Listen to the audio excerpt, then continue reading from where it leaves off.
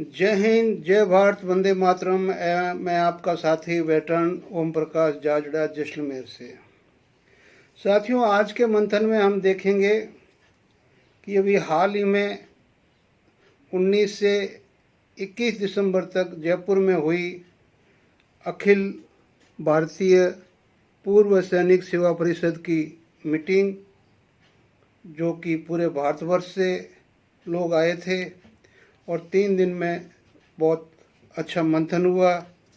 इस मीटिंग का आयोजन राजस्थान प्रदेश ने किया था और राजस्थान प्रदेश की तरफ से राज्यपाल साहब और हमारे कर्नल राज्यवर्धन सिंह राठौड़, जो कि सैन्य अपने अधिकारी भी है और साथ में हमारे सैन्य विभाग के को भी देखते हैं राजस्थान सरकार में। और इसके अंदर जो थीम थी इस मीटिंग की, इस थीम के अंदर सबसे पहले था राष्ट्र प्रथम। सारे मुद्दों को छोड़ के राष्ट्र प्रथम की नींव के ऊपर इस थीम पे ये 3 दिन का अधिवेशन हुआ, मंथन हुआ।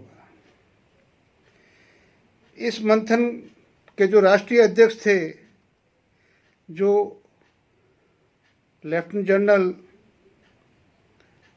वीके चतुर्वेदी साहब, और राजस्थान के जो अध्यक्ष है, प्रदेश अध्यक्ष है, वो अनुज माथुर साहब। वीके चतुर्वेदी साहब पीवीएसएम, एवीएसएम, एसएम है और अनुज माथुर साहब वीएसएम है। तो इन्होंने इनकी अध्यक्षता की और बहुत ही सौहार्दपूर्ण में ये 3 दिन का अधिवेशन हुआ और अपने अपने सभी ने उद्घोष किया। जैसलमेर से हमारे यहाँ से टीम गई थी, जिसमें कैप्टन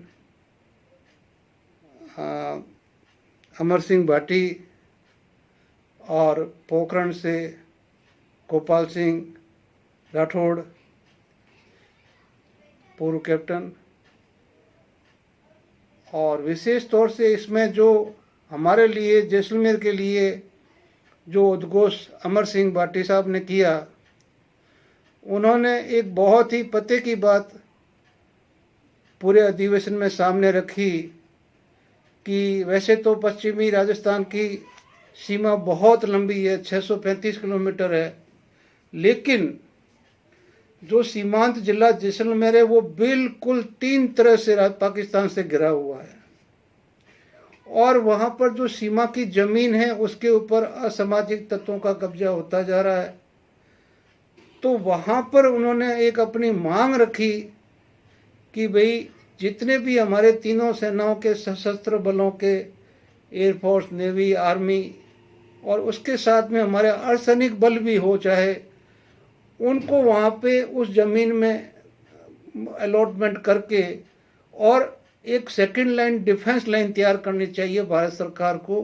और इस बात पे विशेष तौर से ध्यान देना चाहिए कि वहाँ पे असामाजिक तत्व अगर पनपते हैं तो ये देश के लिए बहुत बड़ा खतरा होगा, क्योंकि सबसे संवेदनशील जिला जैसलमेर है। हाल में आप लोगों ने, सभी ने, पूरे देश ने सुना होगा कि पाकिस्तान की पूरी बम्बार्डिंग जो थी वो जैसलमेर जिले पे थी। तो कैप्टन अमर सिंह साहब ने बहुत ही अच्छा मुद्दा उठाया कि भाई वो जो ज़मीन है तीनों तरफ से घिरे हुए हैं, घिरा हुआ जिला है, अगर इसमें सेकंड लाइन डिफेंस, अगर डिफेंस पर्सन की बन जाती है तो एक मजबूती आती है, इंफॉर्मेशन के हिसाब से, रेकी के हिसाब से, और मतलब वहाँ की जो आगे जो हमारी फोर्सेस लड़ रही है या जो पहरा दे रही है, उनको भी मॉरल सपोर्ट रहता कि हमारे ठीक लाइन पीछे एक सेकंड लाइन डिफेंस की है। तो ये मतलब बहुत ही पते की बात भी है। और अध्यक्ष महोदय वी एस चतुर्वेदी साहब ने और अनुज माथुर साहब ने पूरा विश्वास दिया कि ये बात भारत के राष्ट्रपति, प्रधानमंत्री, रक्षा मंत्री, गृह मंत्री, राजस्थान सरकार, सबके संज्ञान में डाला जाएगा और इसको इम्प्लीमेंट किया जाएगा और बहुत ही अच्छा पॉइंट है।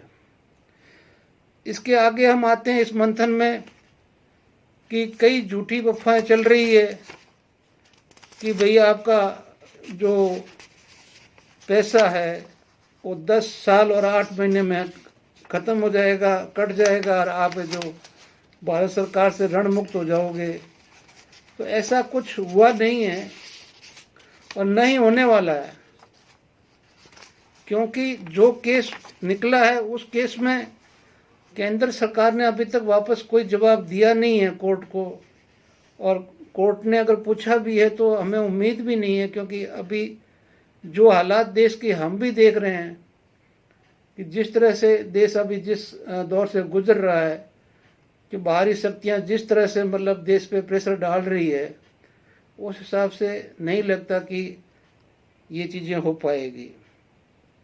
यहाँ पर सबसे बड़ी बात यह है कि अभी एक बहुत बड़ी नई बात सामने आई है कि जो हमारा ECHS है, इसको संसद तक ये बात पहुंच चुकी है कि इस योजना के अंदर बहुत बड़ा घोटाला हुआ है। जो कैग ने, जो हमारा मतलब सेंट्रल ऑडिटर जनरल है, उन्होंने इसको उद्घाटन किया, मतलब इसका रहस्योद्घाटन उद्घाटन किया है कि बहुत घपला है, सरकार संभाले नहीं तो लुटने में देरी नहीं लगेगी।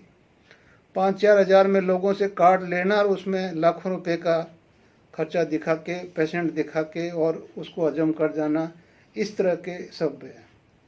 दूसरा, आप लोगों को पता ही होगा कि एक केस हमारे एक लेफ्टिनेंट कर्नल साहब लड़ रहे थे और उनका यही था कि जो स्पर्श खुला है और स्पर्श में जितने भी डॉक्यूमेंट्स हमारे गए हैं वो या तो बैंक से गए हैं या रिकॉर्ड से गए हैं, और स्पर्श ने उसको फीड करते समय बहुत गलतियां की है और अब वो गलतियां इंडिविजुअल भोग रहा है। उनके ऊपर मतलब उनकी पेंशन रोकी जा रही है कि ये नहीं है, वो नहीं है, वो नहीं है। तो ये जो इसके अंदर, या एक तो सबसे पहले मुख्य सरकार दोषी सरकार है जो ये लेके आई है। अगर लाई है तो इनको डॉक्यूमेंट कहाँ से मिले हैं? बैंक से मिले हैं, और बैंक के बाद में रिकॉर्ड से मिले हैं, और CDA में जो पुराने थे वो पहले ही वहाँ पर जो डॉक्यूमेंट थे। तो इसमें इंडिविजुअल क्यों भोगे?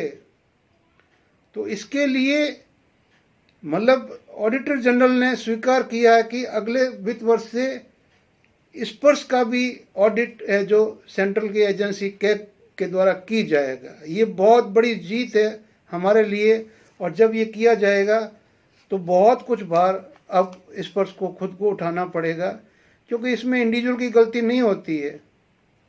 आज से 20 साल पहले आया हुआ पेंशन उस बंदे के पास में कौन सा डॉक्यूमेंट है जो वो सबमिट कर देगा? 30 साल, 40 साल, 50 साल के सैनिक बैठे हुए हैं। जहाँ से आपने डॉक्यूमेंट लिए वहीं से आप क्लियर करो। इंडिविजुअल की पेंशन रोक के, और ये गलत बात है। तो इन चीज़ों को मतलब ये चीज़ मतलब गलत थी और ये अभी ठीक होगी, और कैग अगर अपनी निगरानी में रखेगी तो बहुत कुछ बदलेगा भी। बाकी रही बात पे कमीशन की, तो बोलते हैं ना, जब हुकूमत हमारी है, कमीशन हमारा है, सब कुछ हमारा है, तो जैसा जो चाहेगा वो वैसा करेगा। आप लोग न तो उसको कुछ बदल सकते हो न कुछ कर सकते हो।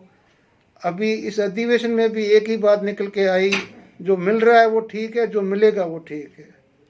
तो आगे बात न बढ़ाते हुए ज़्यादा मैं वीडियो को यहीं समाप्त करता हूँ, और जो अपने नसीब में मिले वही ठीक है। जय हिंद, जय भारत, वंदे मातरम।